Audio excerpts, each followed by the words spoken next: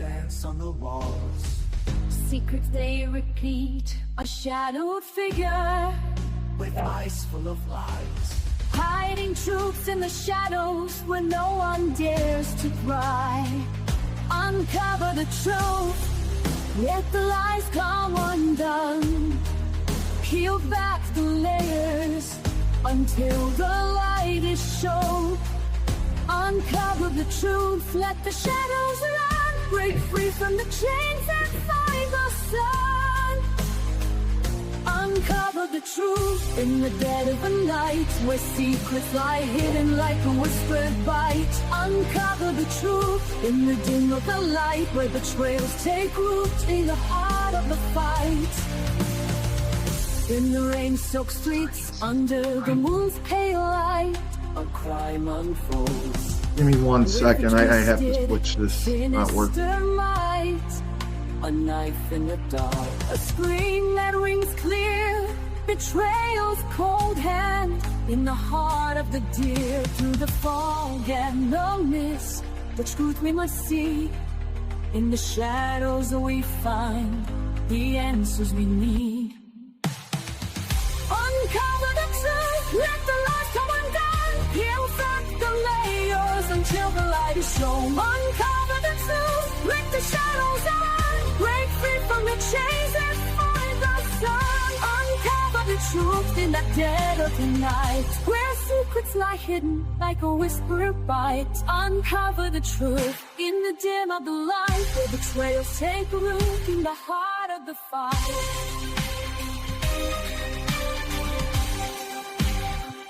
We're waiting for a podcast, and I don't see Steve. I don't know what's going on here. Steve? I don't know this case, and you're the one that's supposed to talk about it.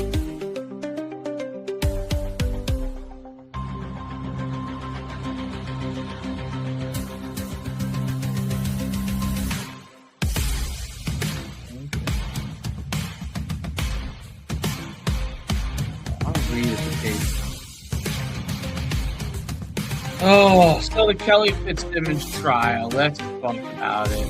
Kelsey Fitzsimmons trial.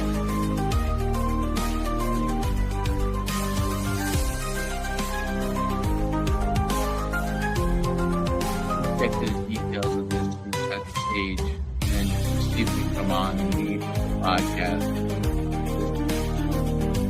I am just learning this for the first time myself. I would need to know the details. Uncover the truth in the dead of the night, where secrets lie hidden like a whispered bite. Uncover the truth in the dim of the light, where betrayals take root in the heart of the fight.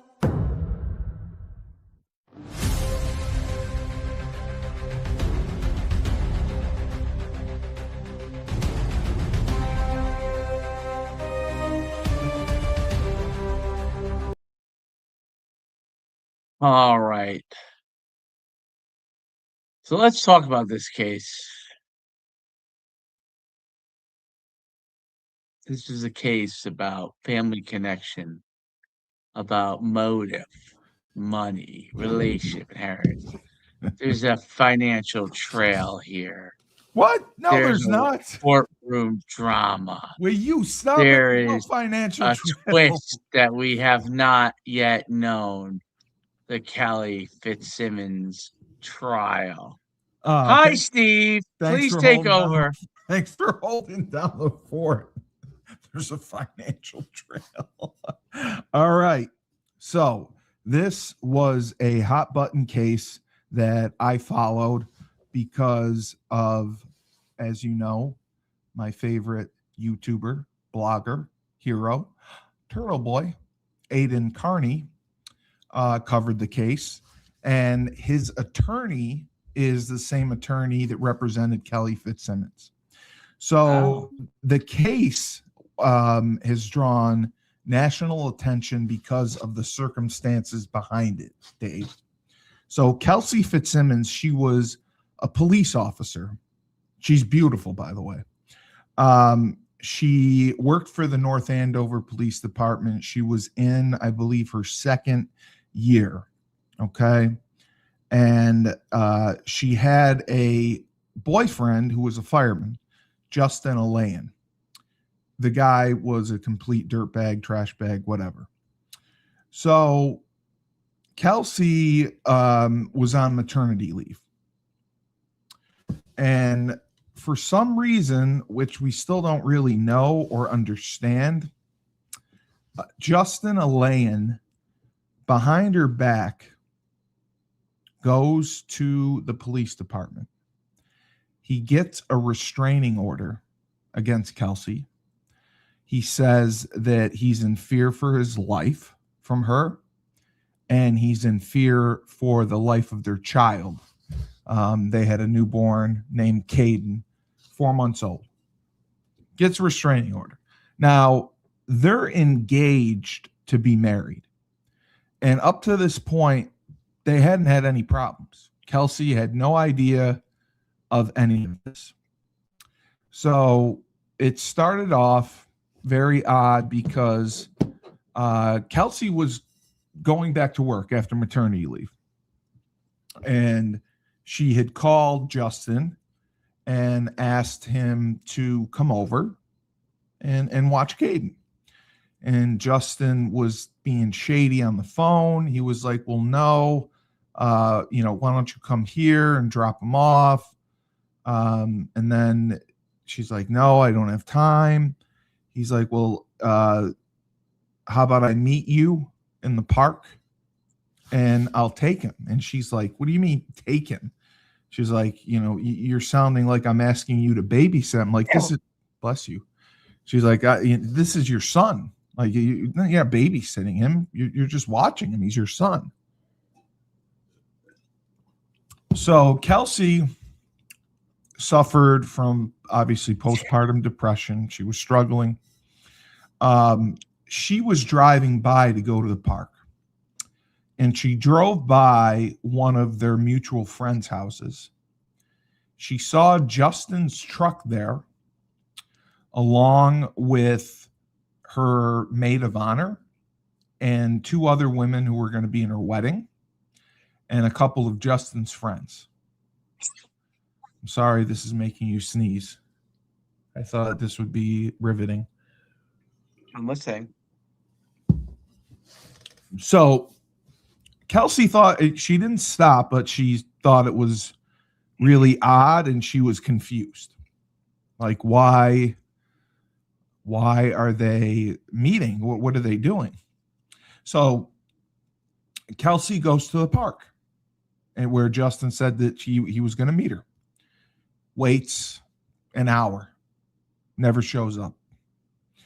Kelsey goes back to the house. They live in a very small house. Well, she lived in a small house, but he obviously had access. The next thing that happened, it just blows my mind. It's unbelievable. It's all on camera.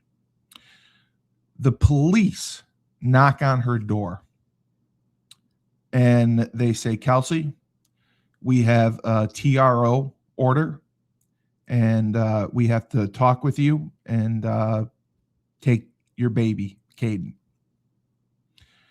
She was in complete shock and disbelief over this. Now, these are officers that she knows, colleagues, people she worked with that came. And it was all males too. And none of them had body cameras on. She had cameras in her house for security issues. So they go sit down on the couch, and they explain that Justin had just obtained a TRO, a temporary restraining order, and we have to take your baby, Caden. She was just in shock, depressed, confused. She handed the baby to one of the officers. His name was Officer Houston. And this was a guy who was coming to their wedding. Her lieutenant was there as well. And then the guy in question about the incident was there. Was it Connolly? I'm trying to figure out what his name was. He was there too. And he had worked in SWAT. It was Noonan, Officer Noonan. He had worked in SWAT. He had worked in many departments. He was in the Army. So they take the baby away from Kelsey. She is distraught. And they say, we need you to pack a bag for 2 weeks. Because the hearing wasn't going to be for 2 weeks. And for a newborn and a mother not being able to see her baby for 2 weeks, that was an eternity. So in her mind, she's thinking, well, Justin just broke up with me. You know, we were set, they were set to be married in 2 months. And he doesn't talk to her. He breaks up with her with this TRO. The officers came to my house. They're taking my kid. They want me to pack a bag. And then they ask for all my firearms. And at that point, it's going through my head. Okay, I'm losing Justin, my relationship. My job is probably going to be gone or in jeopardy. I'm not going to have it. My life is forever going to be changed. My reputation is going to be sullied. And I don't want to live anymore. I don't have anything to live for anymore. The life that I had planned, and she testified to this, has been ruined and destroyed in a matter of 15 seconds.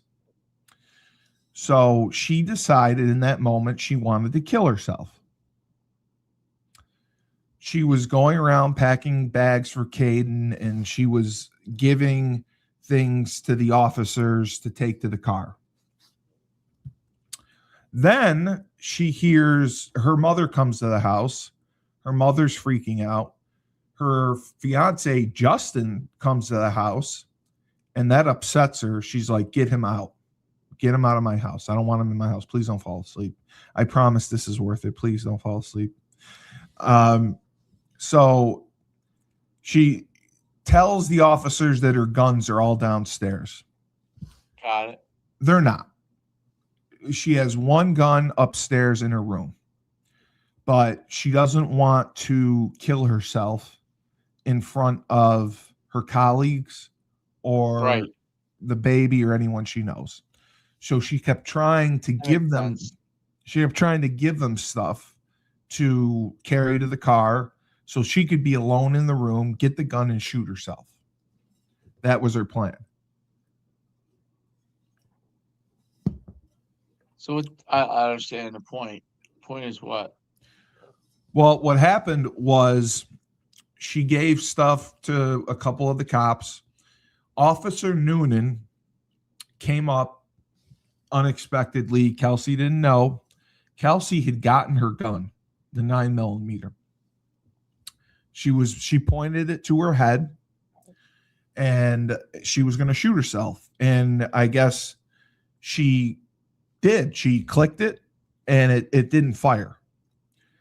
Officer Noonan said, and people heard him say, Kelly, no, Kelly, no.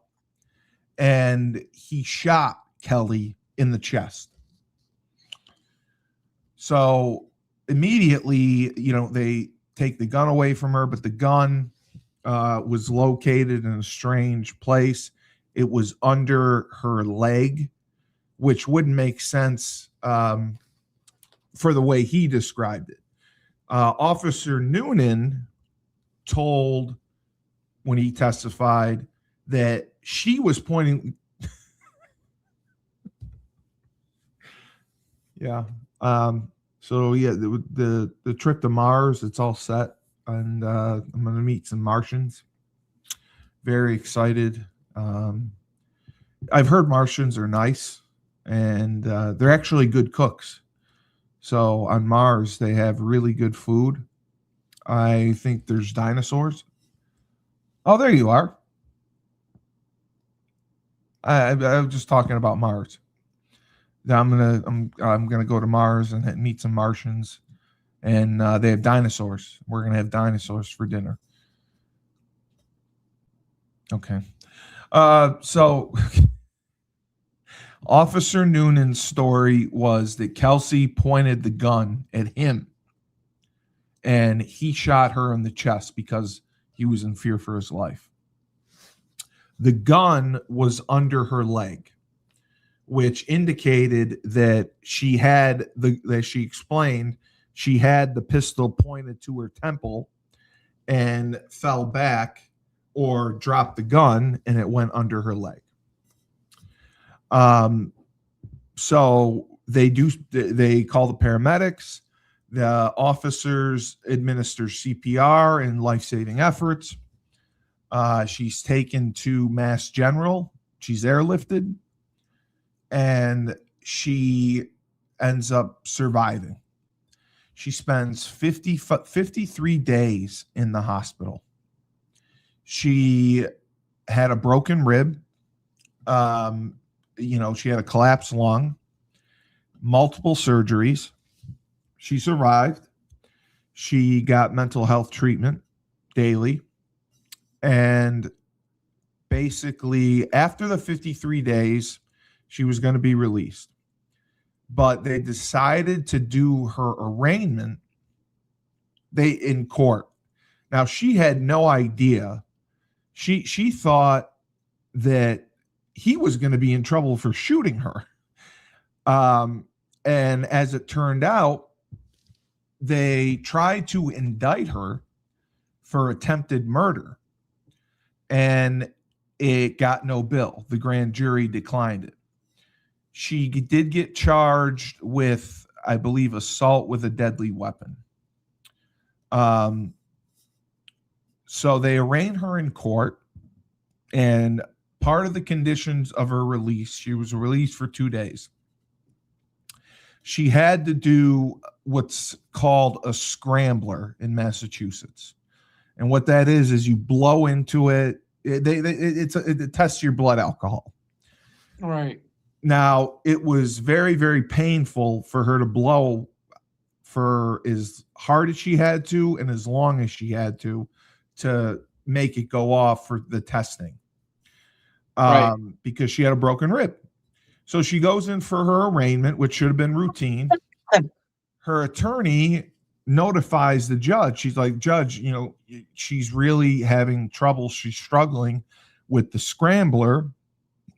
And the judge was a complete, see you next Thursday. She's like, well, I don't see any evidence of that. And he's like, well, I presented medical reports of her broken rib. I presented the email from her parole officer. And the judge was like, well, the email is just hearsay. I don't know if it's really from him. And they're like, well, he's right here. He'll testify. They call the parole officer to testify. He says, yes. And he was, and the prosecution never objected once to any of this. She said, the parole officer said, yes. She said, Kelsey can perform the scrambler. However, afterwards, she is in significant pain for hours because of the broken rib. I don't know if you've had a broken rib. I've had really bad sternum injuries, and it affects your whole body. Like when you breathe, I've had a broken rib. Yeah, you laugh, you talk, anything you do, it hurts like fucking hell. It's one of the most painful injuries you can have. So the parole officer testifies and says, listen, she can do it, but it's really hurting her. And I'm not lying when I'm saying that she is in significant pain. And her attorney, Tim Bradle, who I love, said that it was an Eighth Amendment violation, which is cruel and unusual punishment. And he said, when he was making his argument, like, this is torture to her. And once he used the word torture, he apparently offended this judge because the judge got pissed. The judge is like, well, do you have any more evidence? And he made his argument, and no. She goes back to deliberate on what she was going to do. All they wanted to do was like set up a different testing system, like a urine test, a urine screen, something like that. The judge comes back and says, Kelsey is a threat to the community. She's a defendant. She's a threat to Officer Noonan, who shot her. And if she isn't able to perform the scrambler test, I am revoking her bail and putting her in jail. And everyone was shocked. Tim Bradel was blown away, the attorney. He's like, Your Honor, I object. I'm going to go to the SJC with this. Like, let's wait until the SJC, votes on it. So Kelsey ends up serving 63 days in prison. Wow. Jail, I'm sorry. Now, Bradel also filed a misconduct claim against the judge, saying that the judge was wrong, the judge was biased. The judge filed a claim against the parole officer, saying that he was biased, or the probation officer saying that he was biased and, working for the defense. So eventually, unfortunately, the SJC ruled in favor of the crackpot judge. But Bradel's other argument that she should be recused from the case because she's biased was upheld. And they got a new judge, Judge Karp. And he was very, very fair.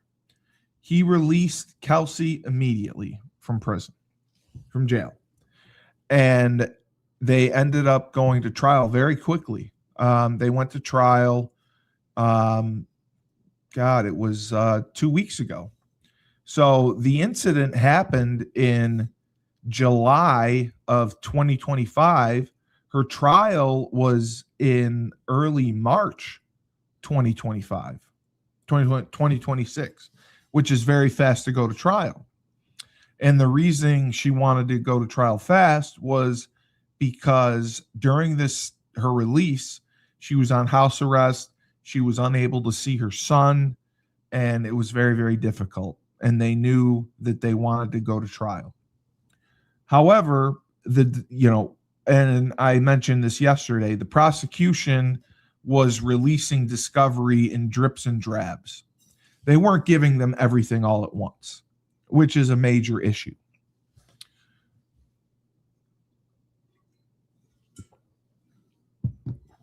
So the trial begins. The prosecution presents all the witnesses, which was very difficult to listen to. The officers testified, which I thought was awful because, these are people that work with Kelsey.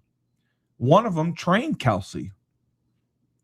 And, they're speaking of their recollection of the incident. And there was only two people in the room. It was Kelsey and Officer Noonan. Officer Noonan's story of pointing a gun at her, of her pointing a gun at him, just seems outlandish and ridiculous, because you have to look at it like, okay, what is your plan here?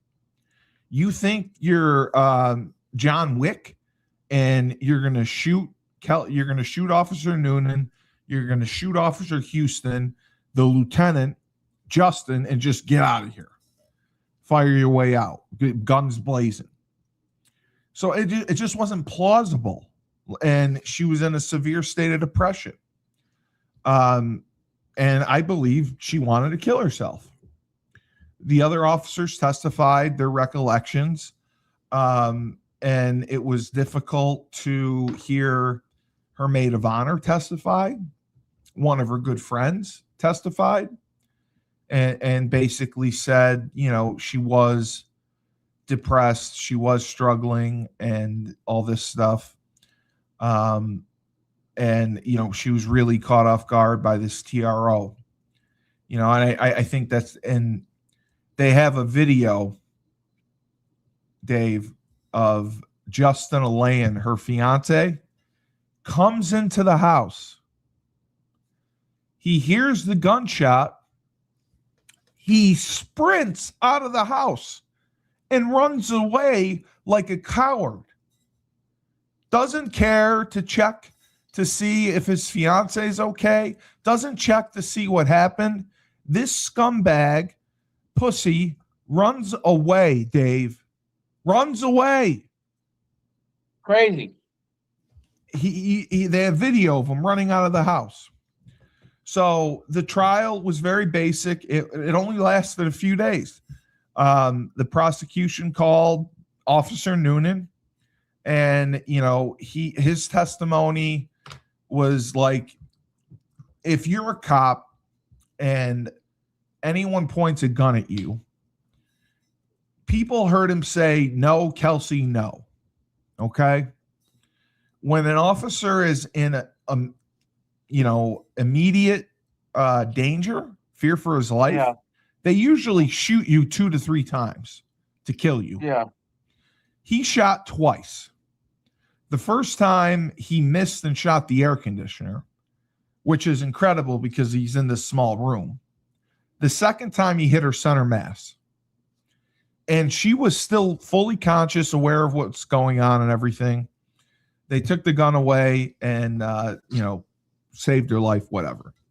He testifies. He seems somewhat credible, but it just doesn't make sense because of forensically where the gun was placed, where they found it. An officer moved it to the bed, but he claimed it was under her leg. And that doesn't really hold water for someone who's holding the gun out like this to shoot another officer. You think you'd go back like that or drop it forward. So all the defense did was have Kelsey testify, and she told her story. She said that she loved being a police officer. It was her dream. She was so happy to get through the academy, be hired by the North Andover Police Department. She loved Officer Houston, who taught her a lot. They were on some good cases, and Officer Houston was going to their wedding. Officer Noonan, the person that shot her, they had bonded because they were on some bad calls together. They were on a call where there was a suicide of a mother who shot her baby and her son. And they showed the text messages between them because, he was checking on her and he was trying to help her get through it. And, she said that he was a friend and a really good colleague and really caring. But she testified. They showed up at my house. I was just so confused. I was in shock. And then it's running through my head. I'm losing everything I love in my life. My fiance, they're taking away my baby. And they kept saying to her, "Oh, it's only for 2 weeks. And then you get your hearing, your 2-party hearing." And like I said, to a newborn mother, 2 weeks without your baby is a lifetime. It's not just 2 weeks. So that's going through her head. She's thinking, there's no way I'm keeping my job. They're going to be done with me. Everything I've worked for, everything I've dreamed about is gone. My fiance, my job, my career, my reputation. Can I ask you a question? Yes. What was the disagreement was, what was the impetus to take the baby away? Well, what you can do, and it's not really fair. I could go to New Jersey right now, and I could ex parte fill out a temporary restraining order against you. I could say that you're abusing Troy. Dave abuses Troy. He yells at him. He touches him. He beats him, this and that. And a judge can just sign off on it. And How is that possible? It's crazy. That's what they do. That's what can be done. It's happened several times to Turtle Boy too. But yeah, that's what can be done. Well, that's Massachusetts law, not New Jersey law. You can't do that in New Jersey. It happened to Turtle Boy in New Jersey. Somebody was selling T-shirts for, I talked about the Karen Reed case. Yeah. There was a lady in New Jersey selling T-shirts with Karen Reed's likeness on it, and also selling T-shirts with Turtle Boy's likeness on it. And she was saying, please buy this, please buy that. I'm donating half the proceeds to the Free Karen Reed Fund. Turtle Boy finds out about this, and he asks for receipts. Let me see what you donated. And she immediately gets defensive and says, I'm going to call my lawyer, leave me alone, da-da-da-da-da. She called her lawyer, filed a TRO against Turtle Boy. He had to go to New Jersey, hire a lawyer, and go to court for the two-party hearing. And he basically told his story. He said, I saw that she was selling my likeness. I am incorporated. My, likeness is an intellectual property. She never had my permission to. And she went ahead and did it anyway. And she lied about donating money to Karen Reed. So the judge ruled in his favor and denied the order. But it still cost him $20,000 for the lawyer, the travel, and all that. But that's how ridiculous it is. I can come to New Jersey, go to... Yeah, you can. I don't know. I don't think so. I'm telling you, I can. I can come to middle... There you go. You want a judge wouldn't sign off on that. You wouldn't think so, but... You'd have to go to the police department first. That's what you do. You go to the police department, you fill out the temporary restraining order, and then a judge signs off on it. And that's what Justin Alain did. And he was her fiance. But I'm basically saying, I could say that, I came down and visited Dave. I witnessed. Yeah, let's not get into that. But I don't. They'll use my son's name on here. But no, I'm not. Okay, I'll say. I'm just saying. I'm just saying. I don't see how that could possibly be. That you could do something without having any evidence or proof. Yeah, you can't. It's crazy. But that's 100% what happened. I'm not lying, Dave. I don't know about that. What? That was how this whole case started. Look it up.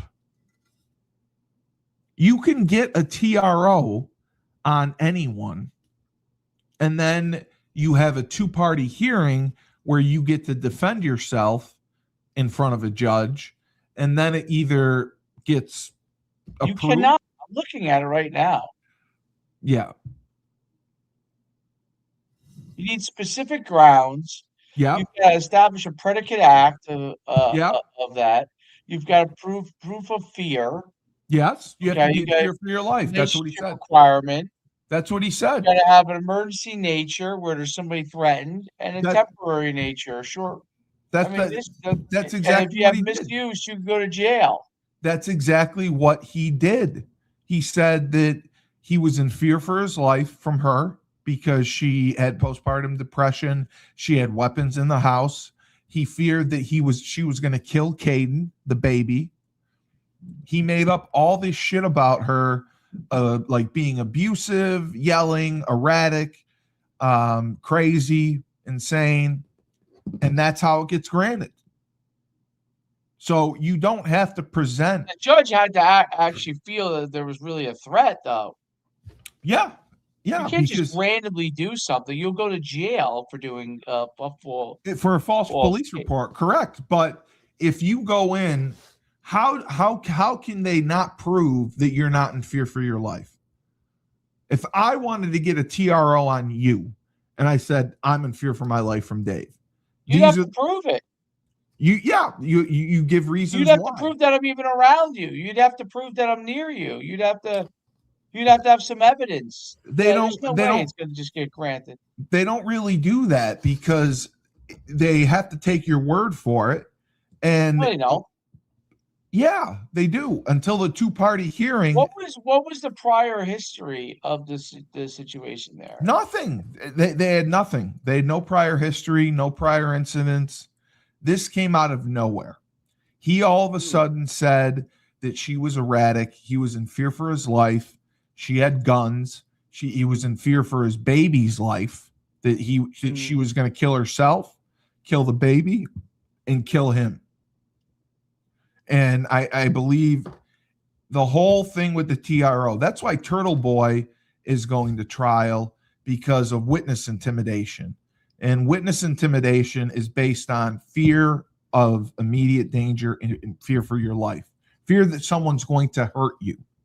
They can't hurt your feelings, but in Massachusetts, they do have emotional distress. And that's what kind of got Turtle Boy. But this was all based on Justin went in and said, she's going to kill herself, the kid, and me. I'm scared for my life. I need to get my son out of there immediately. And did she state something along those lines? No, nothing. Nope. All right. He made it. Go ahead. Go for it. Yeah, go ahead. Continue. He made it up. So she testifies, and like I said, she said as she's packing the bags and giving things to the officers to take out, everything's going through her head that her life's over. You know, her job, career, her fiance just dumped her, and she just lost her kid. So she makes the decision. They don't take kids away from a mom that quick. Like I'm not. Dave, read it. Missing here. Nothing is missing. Read it. You can find. There's a million articles about it. That's exactly what happened. It's because he's a police officer too. He was a fireman. He was a fireman. Okay. So the TRO, he was served because he maintained that Fitzsimmons was trying to take her own life, and he thought he was in fear that she was going to kill the baby, take the baby's life, and take his life. And that's why the judge signed off on the restraining order in the first place. That's the most ridiculous thing. So he lied. So she had a diagnosis with postpartum depression. She said she didn't have a gun to take her own life. She didn't have a diagnosis. Then shot in the chest by the responding officer. She was technically not diagnosed with postpartum at the time. She got diagnosed at the hospital after. So as this is going on, as I said, did she pull out a gun and say that she was going to take her own life? She didn't say anything to them. She pulled out the gun and she put it to her temple. Officer Noonan walks in the room and sees this. And he says, "No, Kelsey, no." This is after the restraining order. This is as they served it, and they are taking the baby's been taken away. They put the baby, one of the cops took the babies, and they told her to pack enough stuff for 2 weeks for the baby because she had everything in her house for the baby. So she's running around packing bags and car seats and everything for the baby. And she makes a decision to kill herself. Her gun she kept in her room. She had some guns downstairs, 2 other guns, but I think her main gun was in her room. So she kept giving things to the officers. They were bringing it out to the car. She wanted to kill herself. She didn't want to do it in front of colleagues. She didn't want to do it in front of family, friends, anything. She wanted to do it alone. So she kept trying to be alone in her room so she could get to her gun and shoot herself. So The officer walks in, sees the gun to Kelsey's temple, says, "No, Kelsey, no." Kelsey shoots, and it clicks. It does. The round doesn't go off. The officer then shoots her twice. One of them misses. One of her hits her center mass. So, and she's conscious through all this. The ambulance comes. They bring her to the hospital. She has a broken rib, a collapsed lung. She's there for 53 days. And she was blindsided because she had no idea she needed a lawyer. She had no idea any charges were coming. And she was arraigned while she was in prison, in the hospital. They did it by video in the hospital. And they tried to charge her with attempted murder, and the grand jury said no. They ended up getting assault with a deadly weapon or something. So that happened, and I thought that was ridiculous. She's like, why? Like, I didn't try to shoot anyone. Officer Noonan contended that the reason he shot her was because she pointed a gun at him. Okay. So she testifies. She is cool as a cucumber. She is very, very credible. She remembers everything. She's the only witness the defense puts on. And they didn't do a jury trial. They did a trial by the judge because they didn't trust that a jury, because she's a beautiful woman, most jurors would not like her. They're tough on mothers who do that stuff. So the judge deliberated for 2 hours. 2 hours. And he comes out and he gives his verdict. And he said that, you guys deserve to understand why this is happening. He basically said, this is a very, very sensitive case. I appreciate all the work that cops do and put in. It's a very stressful job. They see a lot of stuff, and it's challenging. And when I look at this case and I listen to the facts, I found Miss Fitzsimmons very credible. I found Mr. Noonan, Officer Noonan, credible. However, people sometimes see things differently in the heat of the moment. There was a split second. So I believe both of them. However, there's reasonable doubt everywhere.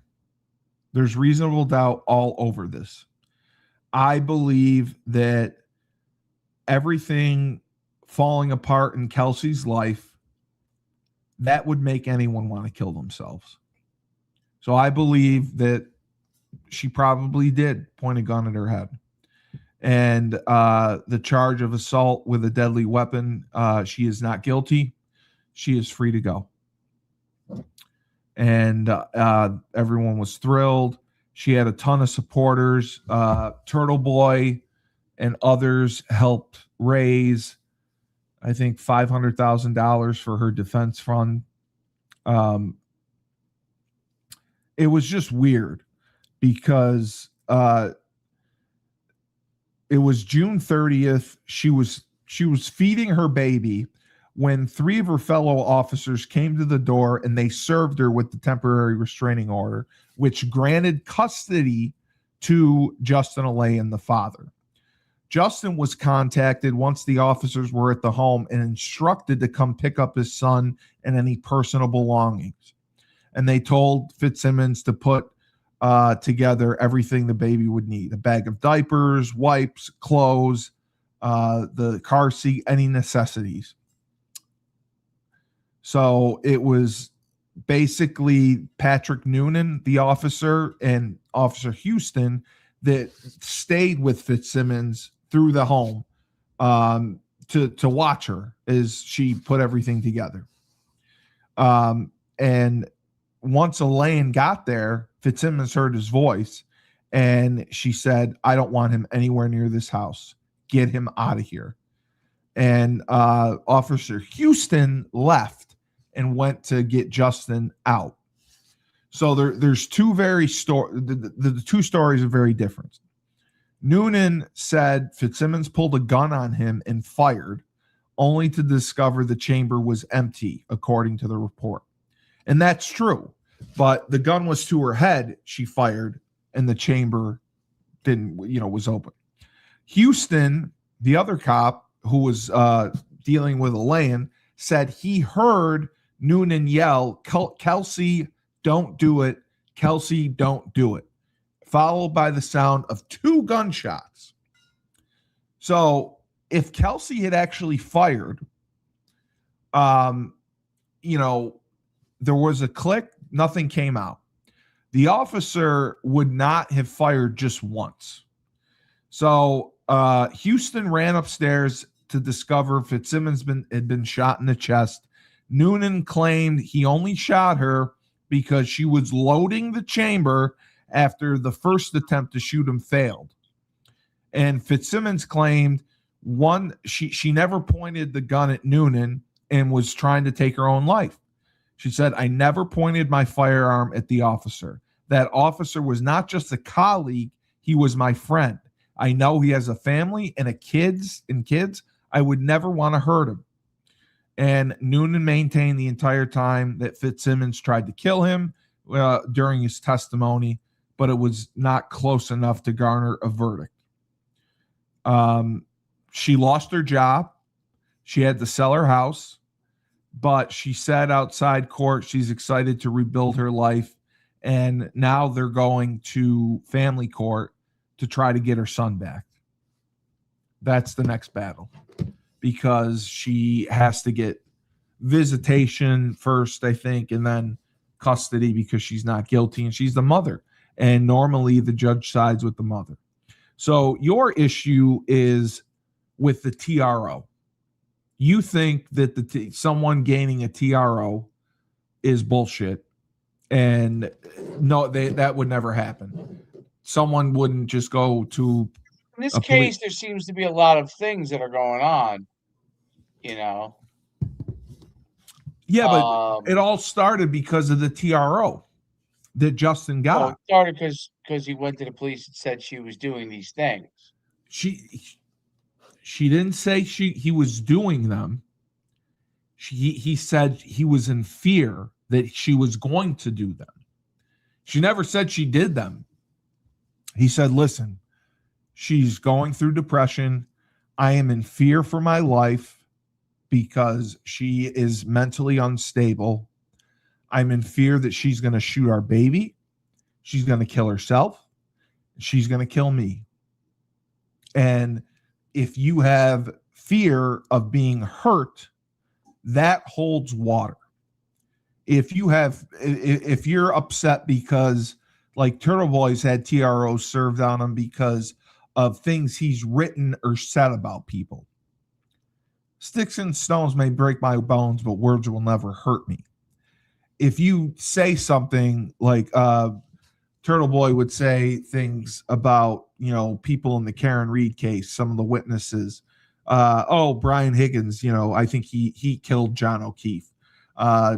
Jen McCabe, she's a fupa slot. I mean, he would say stuff like that, and they would try to get orders on him for it.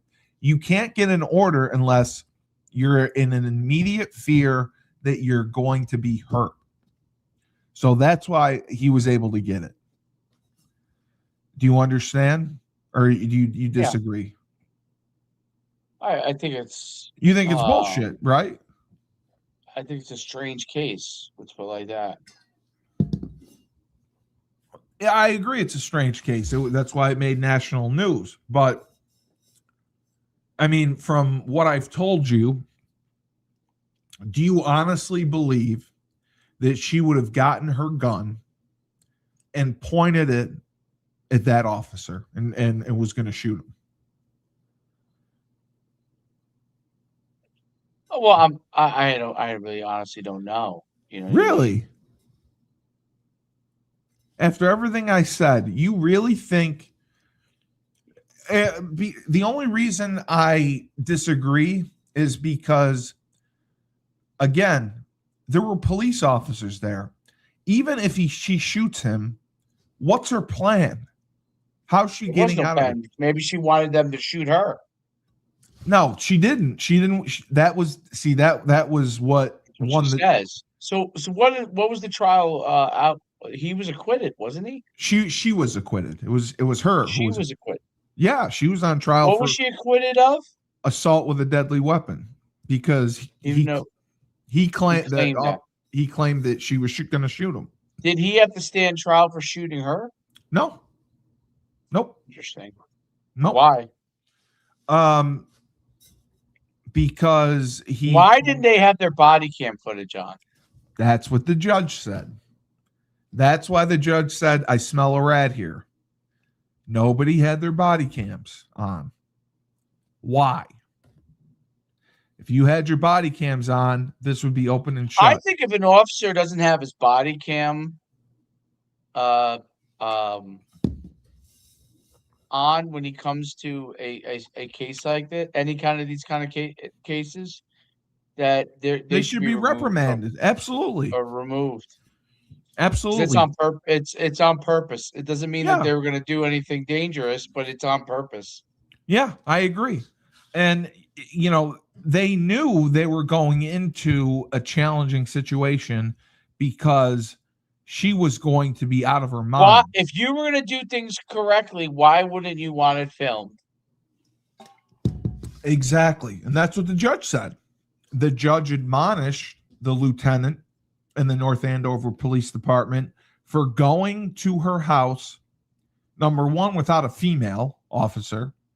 They should have had a female. Number two, for not turning on their body cams. And their explanation was, well, we were just issuing a TRO. It was just basic. We're just taking the kid and leaving. So we didn't think we needed to have them on. We never thought it would come to this. But again, Officer Noonan will not stand trial because, he thought Kelsey raised the gun and put it to her temple and clicked it. So he thought he was in fear for his life. There's no charges against him. The first judge got sanctioned for her behavior and putting Kelsey in jail because she couldn't do the breathalyzer. And now they're going to family court to get visitation. And they are filing a civil suit against the North Andover Police Department for misconduct. Massachusetts has a lot of problems, huh? Massachusetts is awful, dude. It's absolutely awful. Between what happened with Karen Reed and happened with this, it's just a mess. And now Turtle Boy. Why is that? I think they're corrupt, man. The Canton Police Department, the state troopers that handled the Karen Reed case, they're corrupt.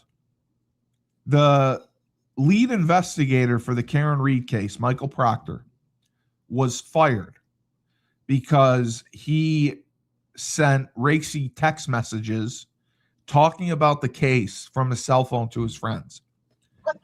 He said Karen Reed, she was hot, but she had no ass. She had a leaky balloon knot that leaked poo. She had a stupid Fall River accent, and he called her a crazy whack job bitch. Because Karen Reed had MS. She had a surgery where she had to wear a colostomy bag. And those text messages came out, and that's like the biggest reason she won the trial, because the lead investigator was biased against her from the start.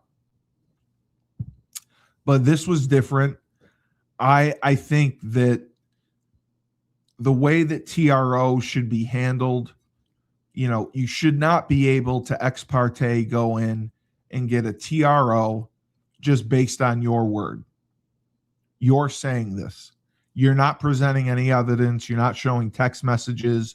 You're not showing any video, nothing. All you're giving the judge is your word. Like I'm saying, Dave Schumann, he's going to kill me. He's got a gun. He's going to shoot me. I'm in fear for my life. And they'll serve you with a TRO. And then in 2 weeks, there'll be a 2-party hearing. Evidence will be presented. You'll present evidence of text messages between us, getting along, talking about podcasting, and there'll be nothing that shows that you were ever going to attempt to attack me. And then the restraining order will get dismissed. But anyway, that was why I wanted to talk about the case. I just thought it was fascinating. I thought that she got screwed. I can't believe how she was treated by the justice system. I can't believe that they allowed this TRO to go through from her fiance out of the blue when there's no medical history. They had no medical history of depression, anything like that. All he did was come in and say, I'm in fear for my life. She's got a gun. She's depressed. She's going to kill me, the baby, and herself. Granted, you're going to have the kid. You get custody for 2 weeks till the hearing. So, but just overall, you basically are on the fence. You don't know either way what she did. You think there's a possibility that she could have pointed a gun at him? Possibly. Yeah. But if you, again, I mean, they didn't do a jury trial. The judge decided. If you were on the jury, could you vote to convict her?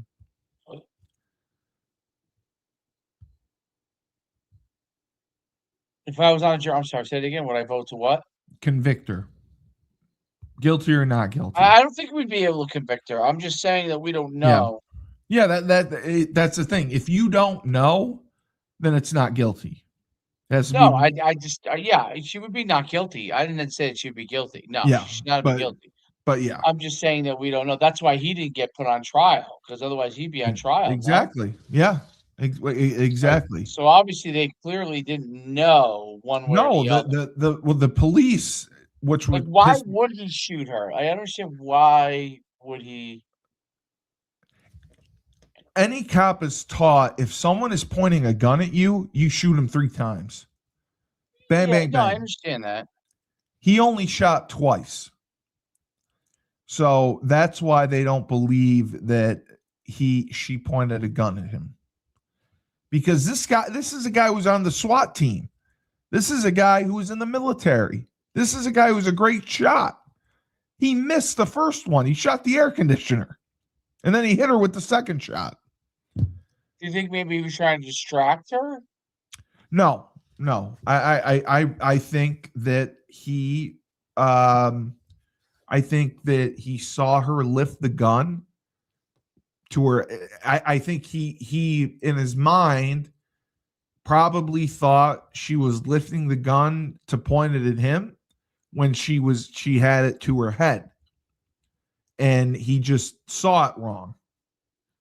But eyewitness testimony is not super credible because everyone's perception of things are different. The way you see something could be completely different than the way I see something. That's all I'm saying. The perception changes. So, but I'm very happy. Turtle Boy had her on for an interview Monday night. She was great. His attorney was great. It was just an interesting trial. It was short. It was only 3 days. The prosecution, and how about this? I found they found this out. The one of her attorneys, the assistant to Tim Bradle, went to the prosecution and said, "Hey, if she's guilty, how much time are you gonna recommend?" They said probation. And that made them all flip out. They're like, we went through all of this when you were going to recommend probation. She wasn't even going to go to jail.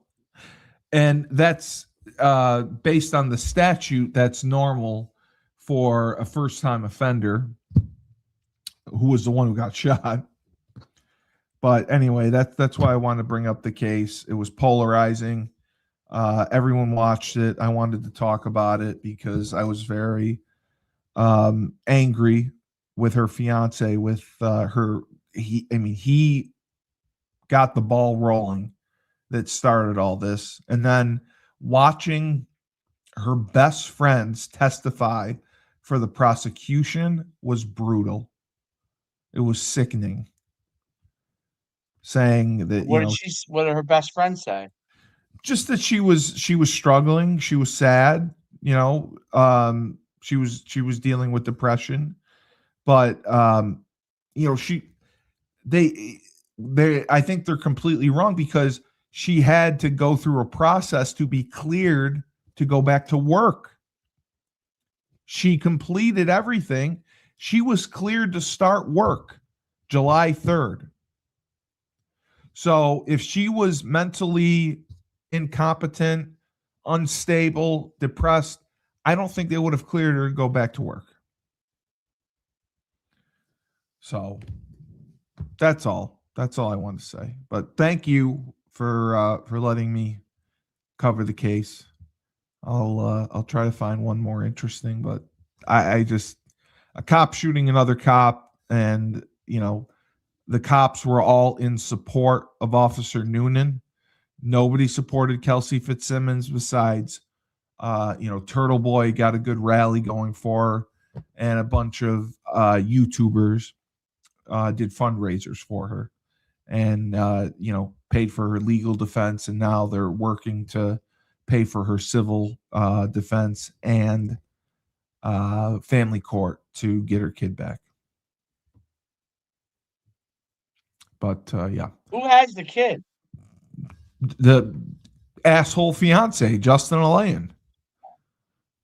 He has the kid until she has a family court hearing, and it'll probably start off where she'll get visitations. They may be supervised, but it's going to be a process before. I think eventually, she completed 1 year of law school. She probably will never be a police officer again, which was her dream.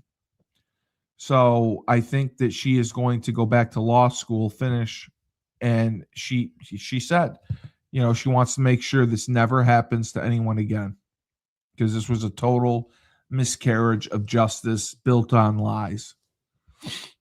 But I just hope she gets her kid back. I'm happy that she's free, and she deserves it. So for Coach Schumann, prospectpodcast.com, Steve Cully, best podcast host in the universe. This has been Bloodlines and Betrayal. Remember, when life gives you lemons, don't make lemonade. Take 2 oranges, throw them back at life. And I'm running for Congress.